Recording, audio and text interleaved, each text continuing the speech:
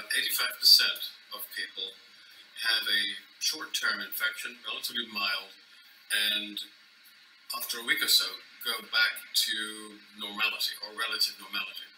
We know that 15% go on to become more ill and will require hospitalization.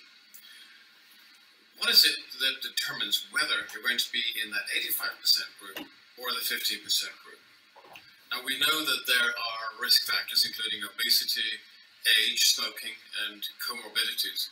But I'm not going to talk about that for the moment, because I think that there's another factor which has been overlooked and which may be more important. And here the time course is important.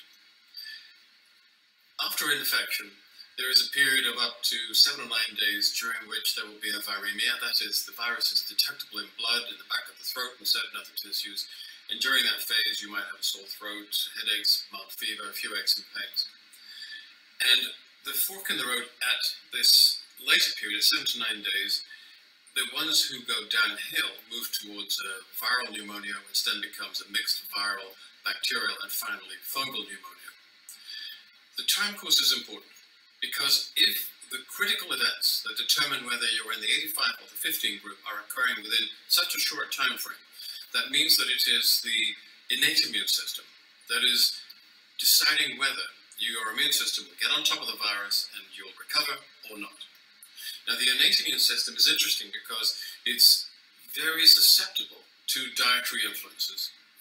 So, for example, its cellular components, such as neutrophils, macrophages, can only function optimally if you have 1,3,1,6 beta-glucans in the system.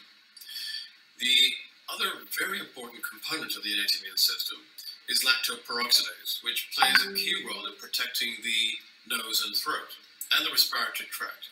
And that is an enzyme that depends on the presence of iron as a cofactor and cyanogenic groups to produce hypothiocyanous and hypothiocyanate ions. Now, we know that the coronavirus is vulnerable to hydrogen peroxide and to hypothiocyanous and hypocyanate ions. Both of these compounds damage the structure of the virus and prevent it from re-entering the cell and multiplying. Now, the innate immune cells produce hydrogen peroxide, and for that you need the 1,3,1,6 beta-glucans. The enzyme lactoperoxidase produces the hypothiocyanous and hypothiocyanate ions, and for that you need the iron, you need the cyanogens. And we've included all of these in one single nutritional package, which is Xtend.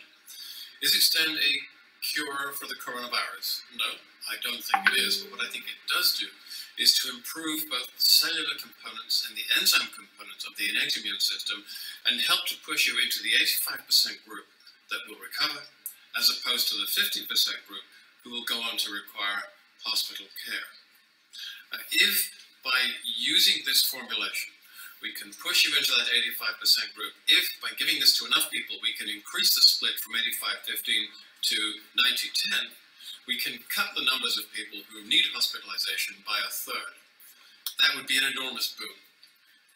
And I'm talking about compounds here that are natural, that derive from the diet, they're extremely safe and very, very suitable for public health management programs. I think this is the way forward.